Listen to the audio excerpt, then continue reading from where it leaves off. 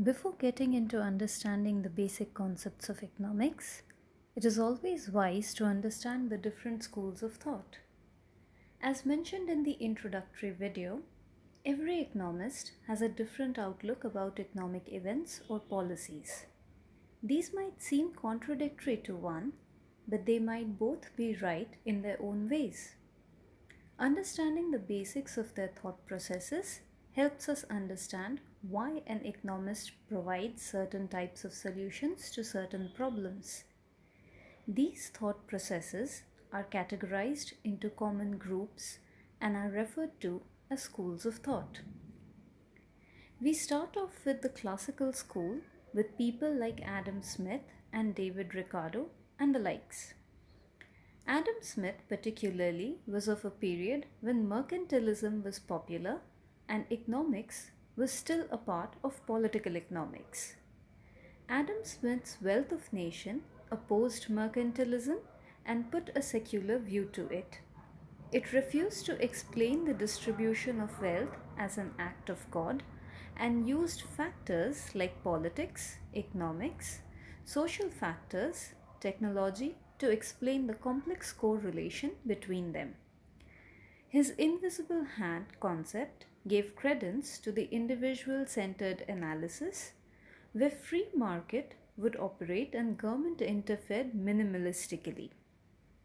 People would automatically advance their own welfare. This government didn't need to interfere in a lot of the matters. Years later, economists like David Ricardo advanced these concepts by bringing in theories like comparative advantage in exports and imports between nations. Neoclassical economists emerged around 1900s to compete with the classical theories. Economists like Alfred Marshall and John Hicks were critical of the theories provided by the classical economists. Key early assumptions of neoclassical economics was maximization of utility. Classical economists thought that factor pricing was the most important factor in product pricing. Neoclassical economists, on the other hand, considered the utility that the consumer could derive out of the commodity to be the main factor in its pricing.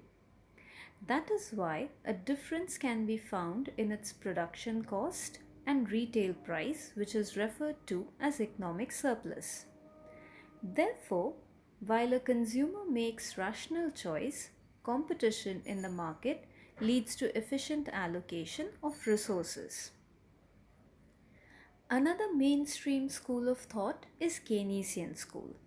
It was developed during the Great Depression of the 1930s and named after John Maynard Keynes. After the First World War, when the Great Depression set in, the policies of neither classical economists nor neoclassical economists seemed to be too effective. The concept of laissez faire was not working, and Keynes wanted government intervention to solve issues. Aggregate economies work individualistically, and they needed individual solution and policies. By increasing the government expenditure and reducing taxes could stimulate demand and supply in the economy could be brought out from the slump. His policies brought a completely different branch of economics called Keynesian economics as a study subject. Thank you for watching.